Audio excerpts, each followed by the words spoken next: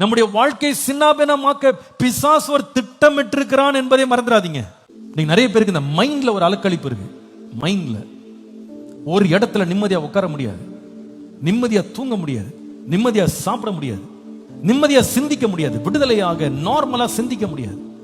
மைண்ட பல விதங்கள்ல குழப்புவான்.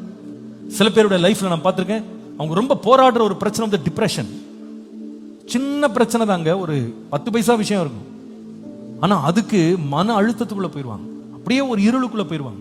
அந்த டிப்ரெஷனுக்குள்ள போனவங்களுக்கு என்ன அடுத்த எண்ணம் வரும்னா, நீ எதுக்கு உயிர் வாழ்ற, நீ வாழ்ந்த ஒரு பிரயோஜனம் இல்லை, நீ நல்லவன் இல்லை, நீ பிரயோஜனமானவன் இல்லை, நீ உன்னையே என்ன பண்ணிரு, கொண்டு போட்டுரு. ஏன்னா அவன் கொல்ற அஜெண்டா இது ஒரு அஜெண்டா. முதலாவது சரீரத்தை நேரடியா குத்தி கொல்லணும்னு பார்ப்பான், ஒரு ஆக்சிடென்ட்ல அல்லது ஒரு விதமான ஒரு கொலை வெறியில அல்லது ஒரு விதமாக சரீரத்துல பல விதமான வியாதிகளை கொடுத்து முடக்கி வைக்கிறது, பொருளாதார ரீதியாக அவங்களை எழும்ப விடாம பண்றது, இதெல்லாம் அவன் பண்ற முதல் வேலை.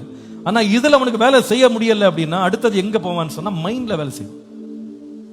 ஏன்னா ஒருவனுடைய இருதயத்தின் நினைவு எப்படியோ அப்படியே அவன் இருக்கிறான் இயேசு சொன்னார். மைண்ட மட்டும் அவன் திருப்பிட்டானா தான் பக்கம், அவ்வளவுதான், மொத்த பாடியுமே என்ன ஆயிடும், அப்படியே ஸ்டக் ஆயிடும் இல்லையா? சில பேர் சொல்றது கேட்டுக்கேன், கல்யாணத்துல தொடர்ந்து கல்யாண வாழ்க்கையில ஈடுபட பிடிக்கல, என்னோட தொடர்ந்து குடும்பம் நடத்த பிடிக்கல. இதெல்லாம் என்னன்னு சொன்னா சரீரத்துல ஒரு பிரச்சனை கிடையாது, பொருளாதாரத்துல பிரச்சனை கிடையாது. பணம் எல்லாம் நிறைய பேருக்கு நல்லா வச்சிருப்பாங்க, ஆனா குடும்பம் நடத்த மாட்டேன்னுவாங்க, தொடர்ந்து படிக்க போக மாட்டேன்னுவாங்க, தொடர்ந்து வேலைக்கு போக மாட்டேன்னுவாங்க. அவன் எங்க பிடிச்சிட்டான்னு கேட்டா மைண்ட பிடிச்சிட்டான்.